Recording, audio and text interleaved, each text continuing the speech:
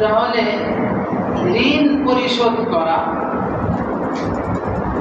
ইসলামের দৃষ্টিকোণে ঋণ খুবই গুরুত্বপূর্ণ একটি বিষয়। হাদিস শরীফে আল্লাহর রাসূল সাল্লাল্লাহু আলাইহি ওয়াসাল্লাম বলেছেন, মুসলিম শরীফের বর্ণনা, عن أبي هريرة رضي الله تعالى عنه قال قال رسول الله صلى الله عليه وسلم يغفر للشهداء كل ذنب إلا الدين। আল্লাহর রাসূল বলেন, ইউগফারু লিশ-শুহাদাই, শুহাদায়ে কিরাম, কুল্লু যামবিন, প্রত্যেক গুনাহ তাদেরকে মাফ করে দেওয়া হয়। সুবহানাল্লাহ।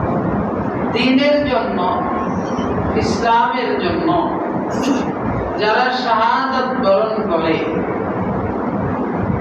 তাদের আল্লাহ সমস্ত গুনাহ মাফ করে দেন। সুবহানাল্লাহ।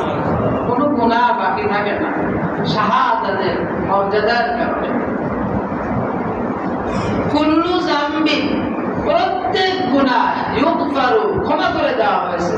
মজহুলের সিগা, মুজারে মজহুল, ওয়াহিদ মুযাক্কার গায়েব, এবং এই শব্দগত এটাকে গ্রামারের ভাষায় বলা হয় মজহুল। অর্থ হয় মাফ করে দেওয়া হয়েছে, সামনে মাফ করবে এমন না, সিদ্ধান্ত হয়ে গেছে। তার ক্ষেত্রে যে শহীদ, শহীদের ক্ষেত্রে সিদ্ধান্ত হলো তার প্রত্যেক গুনাহ আল্লাহ মাফ করে দেন। সুবহানাল্লাহ। আজকে আমাদের স্বাধীনতা নিয়ে, সার্বভৌমত্ব নিয়ে ষড়যন্ত্র হচ্ছে। নিজেদের সার্বভৌমত্ব রক্ষার্থে যখন যেখানে যেভাবে প্রয়োজন হয় রক্ত দিতে রাজি আছি তো দেখবো ইনশাআল্লাহ। এই রক্ত কেউ যদি দেয় তাকে শহীদ বলা হবে। এই শহীদের সমস্ত গুনাহ আল্লাহ মাফ করে দিবেন। সুবহানাল্লাহ। এজন্য দেশপ্রেম অন্তরের সার্বক্ষণিক জাগ্রত রাখতে হবে। রাজি আছি তো নাকি ইনশাআল্লাহ? আল্লাহ রাসূল বলেন সব গুনাহ মাফ হবে, ইল্লা দাইনা, তবে ঋণ মাফ করা হবে না। তাহলে বলেন ঋণটা কত গুরুত্বপূর্ণ বিষয়। মানুষ আজকে লক্ষ লক্ষ কোটি কোটি টাকা ঋণ করে, প্রয়োজনটা কি? বড়লোক হওয়ার জন্য,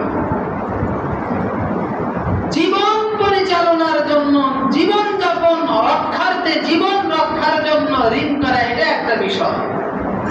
আর নিজের বিলাসিত জীবন, বিলাসিতার জন্য ঋণ করে সেই বিলাসিতার ব্যবস্থা করা, এটা একটা অন্যরকম বিষয়। সেজন্য আসুন, ঋণ খুবই গুরুত্বপূর্ণ। এটাকে মাফ করা হয় না, পরিশোধ করতেই হবে।